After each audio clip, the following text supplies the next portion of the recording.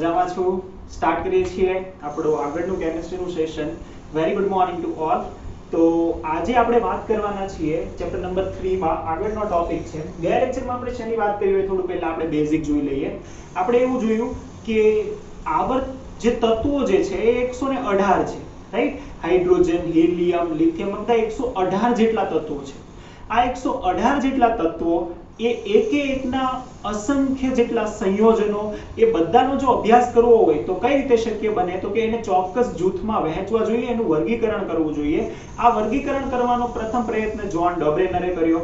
પછી આવ્યો A.B. દ કાન કોર્તોઇસ, ફ્રેન્ચ વૈજ્ઞાનિક. એને શું કર્યું? ભૂસ્તરશાસ્ત્રી. એને એવું કર્યું કે નળાકાર ટેબલ બનાવ્યું. પછી આપણે જોયું એલેક્ઝાન્ડર ન્યુલેન્ડ, રાઈટ. એલેક્ઝાન્ડર ન્યુલેન્ડે શું કર્યું તો કે એને અષ્ટકનો નિયમ આપ્યો, ઓક્ટેટ રૂલ, કે જેમાં એને સારેગામા પધની સંગીતના સૂરની જેમ તત્વોને ગોઠવ્યા અને આઠમું તત્વ પ્રથમ તત્વની જેમ પોતાના ગુણધર્મો દર્શાવતું. પછી સૌપ્રથમ આવર્ત કોષ્ટક બનાવવાનો પ્રયત્ન કરનાર બે વૈજ્ઞાનિકો એટલે કે લોથર મેયર અને મેન્ડેલિફ આવ્યા. લોથર મેયરે પરમાણુ ભાર તત્વોના ગુણધર્મો વર્સિસ પરમાણુ ભારનો આલેખ બનાવ્યો અને એ આલેખ પરથી એને આવર્ત કોષ્ટક બનાવ્યું. અને એનાથી વિશેષ પ્રકારનું આવર્ત કોષ્ટક કોઈએ બનાવ્યું તો એ એટલે મેન્ડેલિફનું આવર્ત કોષ્ટક, જે આજે આપણે વાત કરવાના છીએ. તો કે મેન્ડેલિફના આવર્ત કોષ્ટકની અગત્યતા ચર્ચો, રાઈટ. આવી રીતનો ક્વેશ્ચન આવી શકે અથવા તો એમ બી આવી શકે કે મેન્ડેલિફનું આવર્ત કોષ્ટક એ લોથર મેયર કરતા કઈ રીતે ચડિયાતું હતું, કોઈ પણ રીતે. તો આપણે કહીએ છીએ મેન્ડેલિફના આવર્ત કોષ્ટકની અગત્યતાઓ. જો આમ તો જોઈએ તો ઘણી બધી અગત્યતા હતી, પરંતુ મેઇન 3 હતી. એ મેઇન 3 આપણે ઉદાહરણ સાથે લખવાના છીએ અને ખૂબ જ અગત્યનું છે, ખૂબ જ અગત્યનું છે. એટલે યાદ રાખીશું. ચાલો કહીએ છીએ મેન્ડેલિફનું આવર્ત કોષ્ટકની પહેલી તો અગત્યતા એ હતી, જે આપણે છેલ્લો મુદ્દો ગયા ક્વેશ્ચનમાં લખેલો હોય કે એ કોને વળગી રહ્યા, તો કે તત્વોના ગુણધર્મોને વળગી રહ્યા, પરમાણુ ભારને નહીં. કે જો પરમાણુ ભારના ઓર્ડરમાં ગોઠવવા કરતા પણ તત્વોના ગુણધર્મને ગોઠવવું એ વધારે યોગ્ય છે એવું એમને લાગ્યું. આથી પહેલી અગત્યતા જે આપણે કહીએ છીએ કઈ છે, તો કે મેન્ડેલિફ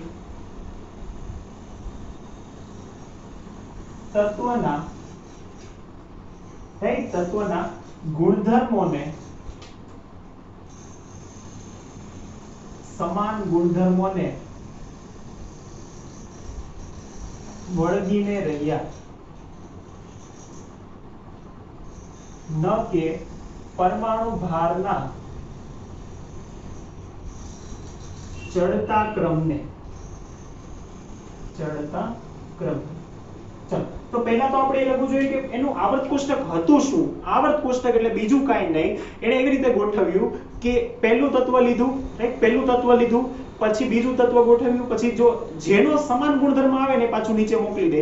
અને બીજું કે પરમાણુ ભારનો ચડતો ક્રમ હોવો જોઈએ. તો કે પહેલું જે સૌથી ઓછો પરમાણુ ભાર હતો એ પહેલા મૂક્યું, પછી બીજું મૂક્યું, પછી ત્રીજું મૂક્યું, પછી ચોથું મૂક્યું, બધા તત્વો મૂક્યા. પછી જેનો સમાન ગુણધર્મ આવ્યો ને એને પાછું એની નીચે મૂક્યું, રાઈટ. પછી પાછું એ રિપીટ કર્યું, જેનો સમાન ગુણધર્મ આવે એને નીચે મૂક્યું. અને આ રીતનું વર્ગીકરણ એને કહેવાય આવર્ત કોષ્ટક.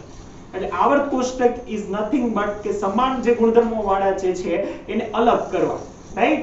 તો શું થયું તો કે એક કોલમ એવી બની કે જેમાં આવતા બધા જ તત્વો સમાન ગુણધર્મ ધરાવે, રાઈટ. બધા જ તત્વો સમાન ગુણધર્મ ધરાવે આવું એક ટેબલ બનાવવું એને જ કહેવાય આવર્ત કોષ્ટક. આ પ્રયત્ન મેન્ડેલિફે ખૂબ સારી રીતે કર્યો અને એમાં એક નિયમ એ હતો કે પરમાણુ ભારનો ચડતો ક્રમ હોવો જોઈએ. પરંતુ મેન્ડેલિફે એવું વિચાર્યું જો પરમાણુ ભાર પ્રમાણે ગોઠવીએ ને તો ગુણધર્મોમાં આમ તેમ થાય છે. આથી એને પરમાણુ ભાર છોડી દીધા, ગુણધર્મ પકડ્યા કે સમાન ગુણધર્મ આવતા હોય તો એને સમાન શ્રેણીમાં મૂકવા જોઈએ. એનું સરસ ઉદાહરણ છે કે એના ટેબલમાં શું હતું તો કે જો હમણાં હું તમને બતાવું, રાઈટ, ઇમેજ સાથે બતાવું. પહેલા આપણે લખી દઈએ, જેનું ઉદાહરણ છે ને આપણે લખી દઈએ. શું કર્યું એને તો કે બે તત્વો હતા, ટેલુરિયમ અને આયોડિન. ટેલુરિયમ 127 ને આયોડિન 126, રાઈટ. આ બંને જે તત્વો છે એ બંને તત્વોને કઈ રીતે ગોઠવવા જોઈએ તો કે પહેલા આવે આયોડિન 126, પછી આવે ટેલુરિયમ 127, રાઈટ, પરમાણુ ભાર પ્રમાણે. પરંતુ એ રીતે એને ના ગોઠવ્યા. તો એને શું કર્યું તો કે મેન્ડેલિફે ઓછા પરમાણુ ભાર ધરાવતા આયોડીનને વધુ પરમાણુ ભાર ધરાવતા ટેલુરિયમની પછી મૂક્યું. કેમ કે જે આયોડીન જે છે એનીથી સમાન ગુણધર્મ ધરાવતા ફ્લોરિન, ક્લોરીન અને બ્રોમિનની શ્રેણીમાં આવતું હતું એથી. રાઈટ, તો એને આપણે લખવાના છીએ. તો કઈ રીતે લખીશું?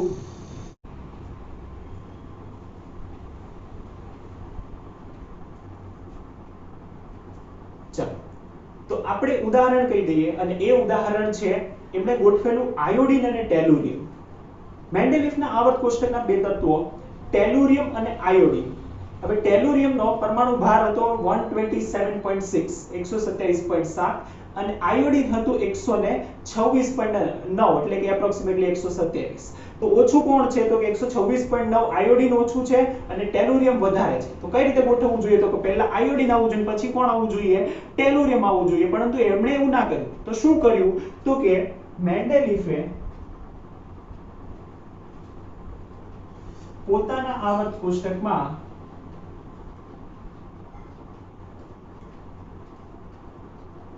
શું કર્યું? તો કે વધુ પરમાણુ ભાર ધરાવતા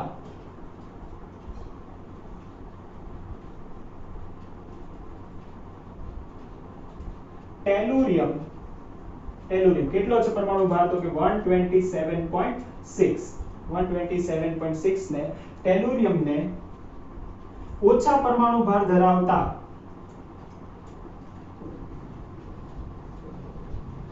આયોડીન 126.9 રાઈટ 126.9 ઓછા પરમાણુ ભાર ધરાવતા આયોડીન પહેલા મૂક્યું. કઈ રીતે? તો કે ટેલુરિયમને મૂક્યું એમણે સમૂહ નંબર 6 માં અને આયોડીનને મૂક્યું સમૂહ નંબર 7 માં. રાઈટ, તો કઈ રીતનું જુઓ તો થયું શું? અત્યારે તમને જો એ પિરિયોડિક ટેબલ દેખાતું હોય રાઈટ, એમાં તમને અત્યારે જે રેડ કલરનો પાર્ટ દેખાય ને, રેડ કલરનો પાર્ટ શું છે? તો કે એ રેડ કલરના પાર્ટમાં તમને બે તત્વો દેખાતા. તો આ સાઈડ પર પહેલું જુઓ તમે. પહેલું તમને શું દેખાતું હોય? તો કે પહેલું તમે જુઓ તો તમને એમાં દેખાતું હોય આ સાઈડ થી કે ટેલુરિયમ. રાઈટ, આમ જુઓ તો પહેલા આવે ટેલુરિયમ અને પછી આવે આયોડીન. હવે જુઓ ટેલુરિયમનો પરમાણુ ભાર જુઓ 127, આયોડીનનો પરમાણુ ભાર જુઓ 126. ટેલુરિયમની પહેલા કોણ છે? એન્ટીમની 120. તો થવું શું જોઈએ? તો કે પહેલા હોય 120 તો પછી આવવું જોઈએ 126. રાઈટ, ચડતા ક્રમમાં ગોઠવતા હોય તો. પરંતુ એવી ન થયું. શું થયું? તો કે પહેલા 120 પછી આવ્યું 127 ને પછી આવ્યું 126. એનો મતલબ મેન્ડેલિફ કોને વળગીને રહ્યા? તો કે સમાન ગુણધર્મોને વળગીને રહ્યા. શા માટે એમણે આવું કર્યું? તો કે જે આયોડીન જે છે એ આયોડીન એના સમાન ગુણધર્મ ધરાવતા ક્લોરીન અને બ્રોમિનની શ્રેણીમાં આવતું હતું એટલા માટે. તો આવું શા માટે કર્યું? તો કે એમણે આયોડીનને, કારણ કે આયોડીન સમાન ગુણધર્મ ધરાવતા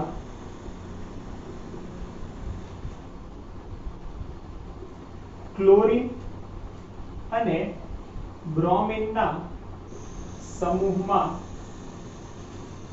આવતું હતું. તો એ કોને વળગીને રહ્યા? તો કે સમાન ગુણધર્મને વળગીને રહ્યા. સમજમાં આવશે કઈ રીતે? તમે જે ઇમેજ જોશો ને એટલે તમને વધારે ધ્યાનમાં આવશે કે પહેલા આવું જોઈતું હતું આયોડીન, પણ એમને મૂક્યું કોને? ટેલુરિયમને. શા માટે? કેમ કે એના ગુણધર્મો સમાન આવતા હતા એટલા માટે. આ પહેલી અગત્યતા મેન્ડેલિફની એમણે આ કર્યું, કેમ કે ગોઠવવા જોઈએ પરમાણુ ભારના ચડતા ક્રમમાં પણ એમણે ના ગોઠવ્યા અને આ રીતે ગોઠવ્યું. બીજી અગત્યની વાત એ કે એમણે વણ શોધાયેલા એટલે કે ન શોધાયેલા તત્વો માટે ખાલી જગ્યાઓ રાખી હતી. ખૂબ જ અગત્યનું, મોસ્ટ ઇમ્પોર્ટન્ટ કેવું હોય તો એ પણ છે.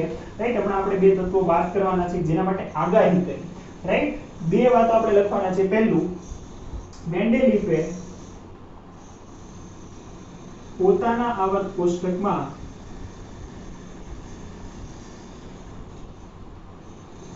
ન શોધાયેલા અથવા તો વણ શોધાયેલા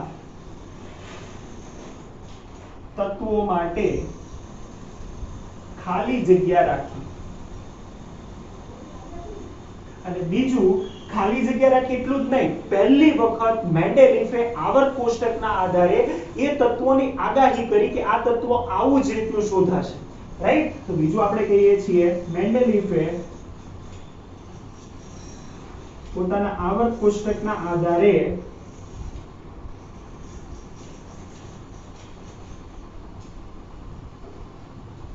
ન શોધાયેલા તત્વોની આગાહી કરી. તત્વોની આગાહી કરી. રાઈટ, પહેલી વખત એમણે જે આ જે છે આગાહી કરી કે કઈ રીતનું શોધાવવું જોઈએ તો કઈ રીતનું હોવું જોઈએ. રાઈટ, અને એ જે હતું ખૂબ જ અગત્યનું એક્ઝામ્પલ છે એ આપણે લખવાના છીએ. એ છે એકા એલ્યુમિનિયમ અને એકા સિલિકોન.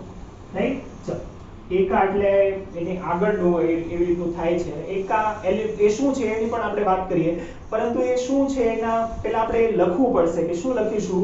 તો કે એલ્યુમિનિયમ અને સિલિકોન શોધાઈ ગયા હતા અને એલ્યુમિનિયમ અને સિલિકોન તત્વના આધારે એમણે ખાલી જગ્યા રાખી આગળના તત્વો માટે અને એને નામ આપ્યું, નામે આપ્યું. જો ખાલી આગાહી કરી એટલું જ નહીં, એ આગાહી સાચી પડી અને એને નામ પણ આપ્યું. શું? તો કે એકા એલ્યુમિનિયમ અને એકા સિલિકોન. તો કે એલ્યુમિનિયમ અને સિલિકોન ની આગળ આવતા તત્વો માટે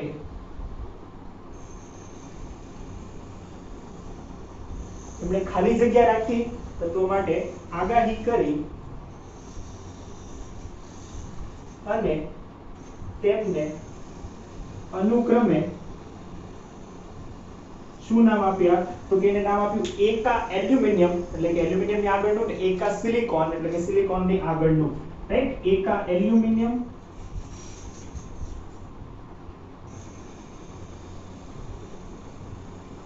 અને એકા સિલિકોન નામ આપ્યા.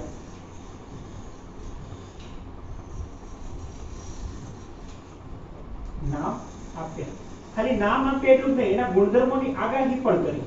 નામ આપ્યા પછી એના ગુણધર્મોની પણ આગાહી કરી. નામ આપ્યા અને તેના ગુણધર્મોની આગાહી કરી. કે એના ગુણધર્મો કેવા હશે આ બંને તત્વો શોધાશે. તો જો એને કહીને આપેલું હતું કે જે શોધાવાનું તત્વ છે ને એ આવી રીતનું હશે. એટલે તમને ટેબલ દેખાતું. રાઈટ, એકા એલ્યુમિનિયમ અને એકા સિલિકોન માટે. તો જો પહેલી જે વેલ્યુ તમને દેખાય ને એ આપેલું છે આગાહી કરે અને શોધાયા પછી એ કઈ રીતનું થયું ને. તો કે એકા એલ્યુમિનિયમ હવે આપણને ખબર છે કે એ એટલે ગેલિયમ અને જે એકા સિલિકોન છે એ એટલે જર્મેનિયમ. તો એ જે તત્વો છે એલ્યુમિનિયમ અને એની પછીના તત્વો, રાઈટ, તો આ જે તત્વ છે એ તત્વ માટે એને પહેલેથી આગાહી કરી દીધી કે આવું તત્વ શોધાશે. જો તમને ટેબલ દેખાતું હોય, ટેબલમાં આપણને આપેલું છે કે એને કઈ રીતની આગાહી કરી હતી ને બહુ સાચી પડી છે. જો કેમ કે એને કીધું હતું કે પરમાણુય ભાર એકા એલ્યુમિનિયમનો હોય 68, શોધાયેલાનો છે 70. એને કીધું હતું કે ઘનતા હોવી જોઈએ 5.9, શોધાયેલાની છે 5.94. રાઈટ, એના ઓક્સાઇડનું સૂત્ર હોવું જોઈએ E2O3, શોધાયેલાનું પણ છે એ જ. એનો મતલબ એવો થયો કે એને જે આગાહી કરી એ બહુ સાચી પડી છે. રાઈટ, તો આટલું અગત્યતા ધરાવતું મેન્ડેલિફનું આવર્ત કોષ્ટક હતું કે જેને આગાહી કરી. રાઈટ, એ આવર્ત કોષ્ટક પણ તમને દેખાતું હોય કે ખૂબ જ અગત્યનું આવર્ત કોષ્ટક હતું. એમાં ઓક્સાઇડને પણ જગ્યા એને આપી હતી. રાઈટ, આવી રીતનું જે આવર્ત કોષ્ટક છે એ આવર્ત કોષ્ટકના આધારે ઘણી બધી વાતો આપણે એનાથી જાણી શકીએ. અને સૌથી અગત્યનું કે પછીથી ઘણી બધી પછીથી મેન્ડેલિફને જે મેન્ડેલિફ છે એના કાર્યના લીધે જે 101મું તત્વ શોધાયું એને મેન્ડેલિવિયમ નામ આપ્યું. રાઈટ, આ કોણે સજેસ્ટ કર્યું હતું? તો ગ્લેન ટી સીબોર્ગ એવું સજેસ્ટ કર્યું કે મેન્ડેલિફના હવે 101મું જે તત્વ છે ને એની શોધ કરી હતી ગ્લેન ટી સીબોર્ગ. રાઈટ, બહુ મસ્ત સ્ટોરી છે. હું દર વખતે કહું કે ગ્લેન ટી સીબોર્ગ એણે એક તત્વ શોધ્યું અને એણે એવું કીધું કે આ તત્વનું નામ મેન્ડેલિફના કાર્યના આધારે એનું નામ હોવું જોઈએ મેન્ડેલિવિયમ. એમણે પોતે સૂચવ્યું કે એનું નામ હોવું જોઈએ મેન્ડેલિવિયમ અને અત્યારે હાલમાં પણ જે 101મું તત્વ છે એનું નામ છે મેન્ડેલિવિયમ. અને એના પછી ગ્લેન ટી સીબોર્ગના આધારે એમણે આટલું સરસ યોગદાન રસાયણશાસ્ત્રમાં આપ્યું તો 106મું જે તત્વ છે, 6 નંબરનું તત્વ છે એને નામ આપવામાં આવ્યું સીબોર્ગિયમ, ગ્લેન ટી સીબોર્ગની યાદમાં. રાઈટ, તો 101 તત્વના આધારે મેન્ડેલિવિયમ બેઠા છે અને 106 પર સીબોર્ગિયમ, સીબોર્ગ પણ બેઠા છે. બંને જણા છે. એટલે આવર્ત કોષ્ટકમાં જે નામ જે છે નામકરણ કઈ રીતે થાય એ પણ આપણે આગળ હમણાં જોવાના છીએ. રાઈટ, એ પણ આપણે કહીશું. પરંતુ આની અંદર એક અગત્યનું એ રહી ગયું અને એ એટલે કે મેન્ડેલિફનો આવર્ત નિયમ શું હતો. એકદમ સરળ છે. એ આવર્ત નિયમ પણ આપણે જોઈ લઈએ અને કઈ રીતે એને ગોઠવ્યું એ પણ તમને ધ્યાનમાં છે. તો આમ અગત્યનો ક્વેશ્ચન છે. આ જે ક્વેશ્ચન આપણે લખ્યો ને એ ખૂબ અગત્યનો છે. હવે આપણે ખાલી આવર્ત નિયમ લખી દઈએ અને એના પછી હું એક વાત કહેવાનું છું, પછી આપણે જે છે આગળ વધીશું. ફાઇન, ચાલો. તો મેન્ડેલિફના જે આવર્ત કોષ્ટક શોધાયું, આવર્ત કોષ્ટક તમે જોયું એ આવર્ત કોષ્ટકના આધારે એને શું શું આગાહી કરી, શું શું અગત્યતા હતી એ જોઈ, રાઈટ. એક અગત્યનું રહી ગયું અને એ એટલે મેન્ડેલિફનું આવર્ત નિયમ.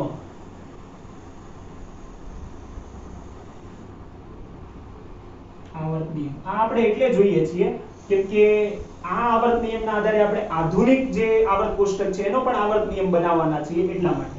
મેન્ડેલિફે એવું કીધું આવર્ત નિયમ એટલે કે કઈ રીતે ગુણધર્મો રિપીટેશન પામે છે. તો મેન્ડેલિફે એવું કીધું કે તત્વોના ગુણધર્મો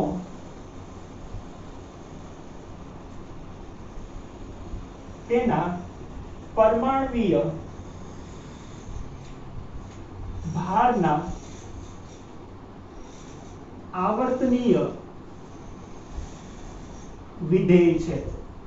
આવર્તનીય વિધેય છે એનો મતલબ કે ચોક્કસ પરમાણુ ભારના ગાળા પછી સમાન ગુણધર્મો ધરાવતા તત્વો આવે છે. આનો ટૂંકમાં અર્થ એવો કે ચોક્કસ પરમાણુ ભારના ગાળા પછી સમાન ગુણધર્મો ધરાવતા તત્વો આવે છે, રાઈટ. આ મેન્ડેલિફનો આવર્ત નિયમ હતો અને એનો મતલબ શું તો કે તમે પરમાણુ ભારના ચડતા ક્રમમાં ગોઠવો તો તમને ચોક્કસ પરમાણુ ભાર પછી સમાન ગુણધર્મો ધરાવતા તત્વો મળે. તો એના આધારે એને આવર્ત કોષ્ટક બનાવ્યું હતું. એ આવર્ત કોષ્ટક પણ જોયું, રાઈટ. તો આ થયું મેન્ડેલિફનો જે આવર્ત નિયમ હતો એના વિશેની વાત હતી એ કમ્પ્લીટ. હવે નેક્સ્ટ ટોપિક જે એની અંદર આપણે જોવા જઈ રહ્યા છીએ એ ટોપિકની આપણે વાત કરવાના છીએ આધુનિક આવર્ત કોષ્ટક વિશે. તો મેન્ડેલિફનું આવર્ત કોષ્ટક તમે જોઈ લીધું, એ શું છે, એની અગત્યતા શું છે, એનો આવર્ત નિયમ શું હતો એ જોયું. અને હવે આપણે વાત કરવાના છીએ કે જે અત્યારમાં પ્રેઝન્ટના સમયમાં જે આવર્ત કોષ્ટક આપણે જોઈએ છીએ, સમજીએ છીએ, ભણીએ છીએ, રાઈટ. તો એ વાત કરવાના છીએ આધુનિક આવર્ત કોષ્ટક. આધુનિક આવર્ત કોષ્ટક. તો શું છે આધુનિક આવર્ત કોષ્ટક એના વિશે વાત કરીએ છીએ. પહેલા તો આ શરૂઆત કઈ રીતે થઈ, આધુનિક આવર્ત નિયમ અને મેન્ડેલિફના આવર્ત નિયમમાં તફાવત શું છે એ આપણે જોવું પડે, રાઈટ. તો આવર્ત નિયમની જે છે તો મેઇન ડિફરન્સ એ છે કે મેન્ડેલિફ સુધી જેણે પણ આવર્ત કોષ્ટક વિશે વિચાર્યું એમણે કોના આધારે આવર્તનીય વિધેય દર્શાવ્યું તો કે એમણે દર્શાવ્યું કે પરમાણ્વીય ભારનો આવર્તનીય વિધેય છે. એટલે કે આપણે તત્વોને પરમાણુ ભારના ચડતા ક્રમમાં ગોઠવવા જોઈએ આવું બધાએ સજેસ્ટ કર્યું હતું. પરંતુ પછી જ્યારે આધુનિક આવર્ત નિયમ આપણે કહીએ છીએ તો એમાં પરમાણુ ક્રમાંકને સ્થાન મળ્યું. એ કઈ રીતે તો કે ધીમે ધીમે જ્યારે મેન્ડેલિફનો સમય હતો ત્યારે અપરમાણ્વીય કણો એટલે કે તત્વની અંદર રહેલું ન્યુક્લિયસ, એના ઇલેક્ટ્રોન, એના પ્રોટોન, એના ન્યુટ્રોન, આના વિશે કોઈ માહિતી નથી. અને જેમ જેમ રિસર્ચ આગળ વધતું ગયું પછી આવે છે હેનરી મોઝેલે. હેનરી મોઝેલે એ પ્રયોગ કર્યા અને એને શું દર્શાવ્યું તો કે એને ગ્રાફ બનાવ્યા. એક પરમાણુ ક્રમાંક શા માટે આપણે લઈએ છીએ તો એને ગ્રાફ બનાવ્યો. તો હેનરી મોઝેલે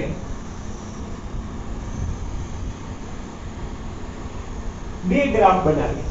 પહેલા તો એને root mu, right, frequency, root of frequency versus પરમાણુ ભારનો ગ્રાફ બનાવ્યો. જે પરમાણુ ભારની વાત મેન્ડેલિફ અને દાર્શનિક વૈજ્ઞાનિકોએ કીધું હતું કે એના આવર્તનીય વિધેય હોવું જોઈએ.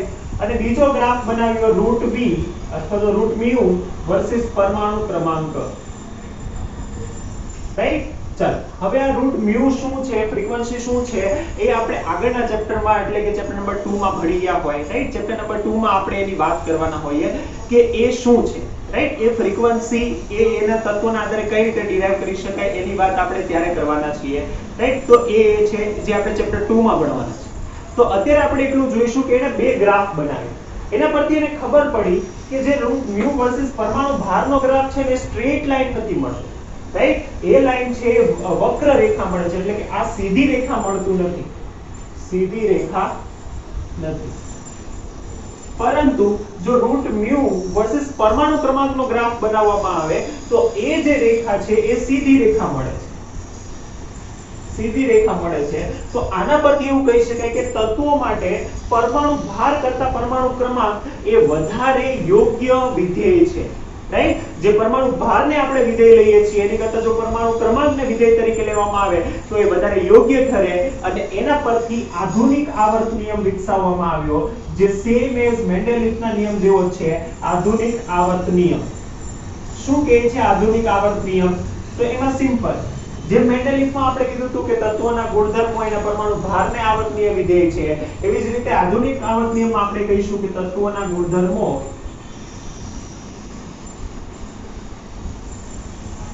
એ એના પરમાણુ ક્રમાંકને આવર્તનીય વિધેય છે.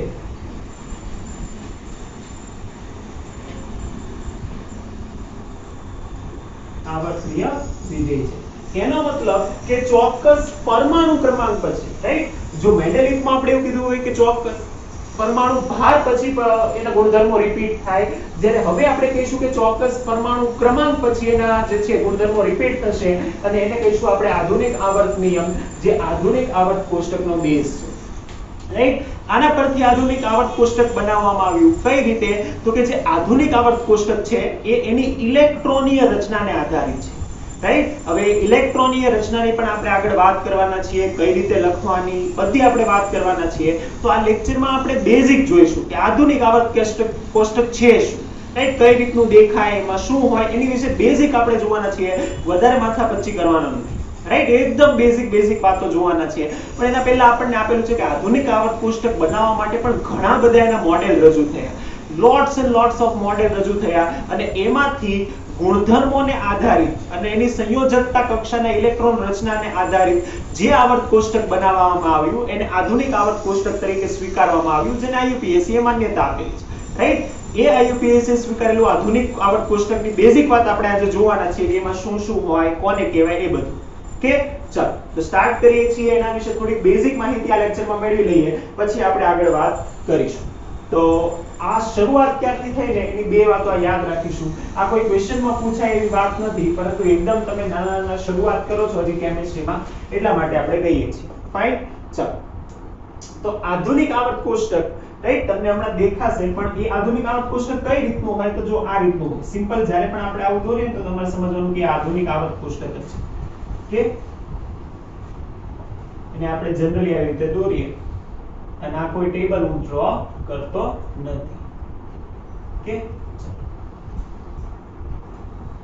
આ આધુનિક આવર્ત કોષ્ટક છે એવું આપણે સમજીશું કે આધુનિક આવર્ત કોષ્ટક હવે કઈ રીતનું છે એના વિશે જોઈએ. યસ ઓફ કોર્સ, નીચે પણ પેલી બે આવશે.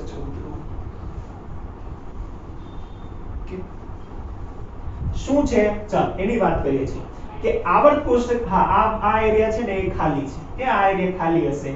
હવે આધુનિક આવર્ત કોષ્ટક શું છે? તો કે એમાં તત્વોનો સમાવેશ કરેલો છે, બધા અલગ અલગ તત્વોને આમાં આપણે ગોઠવેલા છે. તો એમાં આપણે કહીશું અલગ અલગ વાત છે ને કઈ અલગ અલગ વાત છે એની આપણે વાત કરી દઈએ. ચાલો તો પહેલા જ આપણે કહીશું કે એમાં બે વસ્તુઓ છે. એક તો ઊભી આ જે છે એને કહીશું આપણે કોલમ, રાઈટ? અથવા તો ઊભા જે છે એ કોલમ છે અને આડી હરોળ છે, રાઈટ? આવી રીતની આડી હરોળ છે. તો આ ઊભી કોલમ અને આડી હરોળ આવી રીતનું ટેબલ છે અને એની અંદર જે છે ખાનાઓ, એની અંદર તત્વોને ગોઠવેલા છે. હવે ઓબ્વિયસલી આ પણ તમને ધ્યાનમાં હોવું જોઈએ, આપણને કીધેલું છે કે જે આડી હરોળ છે એ આડી હરોળને આપણે શું કહીશું? તો કે આડી હરોળને આપણે કહીશું આવર્ત, રાઈટ? અથવા તો પીરિયડ. આવર્ત અથવા તો પીરિયડ, જેના પર ત્યારે પીરિયોડિક ટેબલ કહેવાય અથવા તો આવર્ત કોષ્ટક કહેવાય, રાઈટ? આને આપણે કહીશું આવર્ત, રાઈટ? આ પહેલો આવર્ત આ જે છે એને આપણે કહીશું પ્રથમ આવર્ત, રાઈટ? આ દ્વિતીય આવર્ત, આ તૃતીય આવર્ત, આ ચતુર્થ, એવી રીતે, રાઈટ? તો એવી રીતે આપણે એને કહીશું આવર્ત.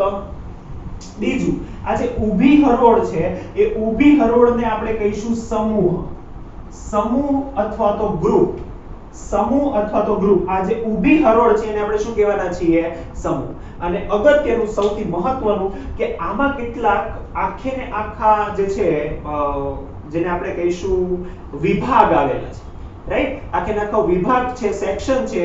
એ સેક્શન કોના આધારે પાડેલા છે એ પણ આપણે હમણાં આગળ વિગતવાર જોવાના છીએ. તો એ પણ આપણે કહી દઈએ કે આવર્ત કોષ્ટકના મુખ્ય 4 સેક્શન છે જે ઇલેક્ટ્રોનીય રચનાના આધારે પાડેલા છે, રાઈટ? એ તમને અત્યારે ધ્યાનમાં ના આવે પણ ખાલી સમજ માટે કહીએ કે આગળના જે બે સમૂહ છે એને S વિભાગ કહેવાય, વચ્ચેના 10 સમૂહ આવે, રાઈટ? 10 સમૂહ છે એને D વિભાગ કહેવાય, રાઈટ? પાછળના જે આ 6 સમૂહ છે એને F વિભાગ કહેવાય, P વિભાગ કહેવાય અને નીચેના જે આ બે છે એને આપણે કહીશું F વિભાગ, રાઈટ? ચલો તો આ આપણે કીધું સમૂહ, આવર્ત, વિભાગ શું છે એ, રાઈટ? બેઝિક માહિતી મળશે. તો આ બેઝિક થોડું આપણે જોવાના હતા એ આપણે કીધું. પછી એ પણ આપણે જોઈશું કે આ S માં કેટલા સમૂહ આવવા જોઈએ, શા માટે આટલા જ સમૂહ આવવા જોઈએ, આટલા સમૂહથી વધારે શા માટે નહીં, એ પણ આપણે આગળ ઇલેક્ટ્રોનની રચના જોઈશું ત્યારે આ બધી વાત આપણે જોવાના છીએ, રાઈટ? એ પણ તમને ધ્યાનમાં આવશે.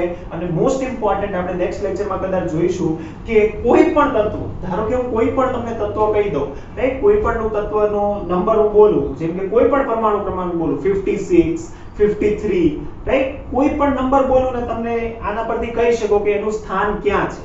પિરિયોડિક ટેબલમાં એનું સ્થાન કઈ રીતે નક્કી કરવું એ પણ આપણે શીખીશું. તો એ ખૂબ જ અગત્યની વાતો છે, રાઈટ? એ આ બધી આપણે જોવાના છે. પણ અત્યારે ખાલી બેઝિક આપણે જોઈ લઈએ કે સમૂહ કોને કહેવાય, આવર્ત કોને કહેવાય અને આવર્ત કોષ્ટક એક્ઝેક્ટલી છે શું, રાઈટ? ચલો બેઝિક વાતો આપણે એ પણ લખી લઈએ. હવે પ્રત્યેક આવર્તમાં કેટલા તત્વો છે એ પણ થોડુંક આપણે જોઈ લઈએ, કેમ કે તમને થોડોક આઈડિયા છે, રાઈટ? ચલો સમૂહને નંબરિંગ કરીએ. અહીંયા હોય આ 1 અને 2, રાઈટ? S વિભાગમાં બે સમૂહ હોય, સમૂહ 1 અને સમૂહ 2. D વિભાગ છે એમાં 3 થી લઈને 12 સુધી, રાઈટ? 3 થી લઈને 12 એટલે કેટલા થશે? 10 સમૂહ હોય 3 થી લઈને 12 સુધી. અને P વિભાગમાં 13 થી લઈને 18 સુધી એટલે 6 સમૂહ હોય, રાઈટ? આટલા સમૂહો છે. આ જે નંબરિંગ જે છે ને એ નંબરિંગ લાઈનમાં છે. જો 1 2 3 4 5 6 7 8 9 10 11 12 13 14 15 16 17 18. આ રીતે ટોટલ 18 સમૂહ હોય. કેટલા હોય? તો કે 18 સમૂહ આપણી પાસે છે. હવે આના પરથી આપણે આગળ કહીશું કે 18 સમૂહ અને કેટલા આવર્ત છે? તો કે 7 આવર્ત છે, રાઈટ? 18 સમૂહ અને 7 આવર્ત આવેલા છે. એ આવર્તમાં કેટલા તત્વો હોય એ તમને આંકડો છે ને થોડોક યાદ હોય. હવે તમે આની અગાઉ જ્યારે નાના હોય ત્યારે 8મા 9મા 10મા ઇલેક્ટ્રોન રચના કઈ રીતે લખતા યાદ છે? 2 8 8 18 આવું લખતા હતા, રાઈટ? તો એ હું ફરીથી લખું છું, તમે ધ્યાનથી જોજો, રાઈટ? આવી રીતે તમે ઇલેક્ટ્રોન રચના લખતા હતા. 2 8 8 18 18 36 36 આ રીતનું લખતા હતા કે યાદ છે બધાને? એ રીતે ઇલેક્ટ્રોન રચના તમે લખતા હોય, રાઈટ? તમને થોડું યાદ અપાવું. જેમ કે આપણે કહીએ કે સોડિયમની ઇલેક્ટ્રોન રચના તો કે 281 આવી રીતે લખતા હતા. સોડિયમ 11 સોડિયમ 11 તો એની ઇલેક્ટ્રોન રચના થાય 281. તો આવી રીતે જે ઇલેક્ટ્રોન રચના છે એ શું દર્શાવે છે? તો કે બીજું કઈ નહીં પરંતુ આવર્તમાં રહેલા તત્વોની સંખ્યા દર્શાવે છે, રાઈટ? તો એનો મતલબ અહીંયા જે ફર્સ્ટ હશે, ફર્સ્ટ આવર્ત આવશે, એ ફર્સ્ટ આવર્તમાં પહેલા આવર્તમાં બે જ તત્વો છે અને એ એટલે હાઇડ્રોજન અને હિલિયમ. આ તત્વોની સંખ્યા છે, રાઈટ? અને આ જે છે એ સમૂહ દર્શાવે છે. આ પહેલો સમૂહ આવર્ત દર્શાવે છે. પહેલા આવર્તમાં બે તત્વો, રાઈટ? હાઇડ્રોજનનું સ્થાન ફિક્સ નથી એટલે એને વચ્ચે દર્શાવવામાં આવે. અને અહીંયા લાસ્ટમાં જે આ 18મો સમૂહ છે એમાં પહેલું તત્વ ઉપર આવશે હિલિયમ, રાઈટ? પછી બાકીના તત્વો નીચેથી શરૂ થશે. પહેલો આવર્ત, પછી બીજો, આ ત્રીજો, આ ચોથો, પાંચમો, આ છઠ્ઠો અને આ સાતમો, રાઈટ? તો સર આ નીચેના બે છે એ નીચેના બે જે છે એ આંતર સંક્રાંતિ છે અને એ બંને તે જે છે એને અહીંયા દર્શાવવામાં આવે. આ બંને જે છે એ 36 36 ના જે છે ને એ અહીંયા દર્શાવવામાં આવે, રાઈટ? એ પણ હમણાં આપણે આગળ જોવાના છીએ કે કઈ બે સિરીઝ છે. પણ ટૂંકમાં તમે એ યાદ રાખો, રાઈટ, કે આ બધું જે છે ને આ સમજવું અત્યારે તમારે ધીમે ધીમે સમજતા જવાનું છે, રાઈટ? જેટલું યાદ રહે એટલું યાદ રાખતા જશો, રાઈટ? બહુ ઈઝીલી આપણે નેક્સ્ટ લેક્ચરમાં શીખવાના છીએ. એકવાર તમને ઇલેક્ટ્રોનીય રચના આવડશે ને એટલે આ બધું ધીમે ધીમે સમજાશે, રાઈટ? તો ઇલેક્ટ્રોનીય રચના જાણવી ખૂબ જ ઇમ્પોર્ટન્ટ છે. આઈ થિંક આપણે ઇલેક્ટ્રોનીય રચનાની અને એની વાત આપણે નેક્સ્ટ લેક્ચરમાં કરીશું અને તત્વોના સ્થાન અને એના વિશે પણ જાણીશું. કે તો આધુનિક આવર્ત કોષ્ટક વિશે જેટલી માહિતી આપણને આપેલી છે એ આ બેઝિક માહિતી છે. આવર્ત શું છે, સમૂહ શું છે, રાઈટ? તો એ આપણે અહીંયા જોયું. કે તો અહીંયા આ જે છે આધુનિક આવર્ત કોષ્ટક અને મેન્ડેલિફનું આવર્ત કોષ્ટક આ બંનેને આપણે અહીંયા પૂરું કરીએ છીએ. અહીંયા સુધી રાખીએ છીએ આ લેક્ચરમાં. નેક્સ્ટ લેક્ચરમાં આપણે આગળની વાત કરીશું. ઓકે, ચાલો.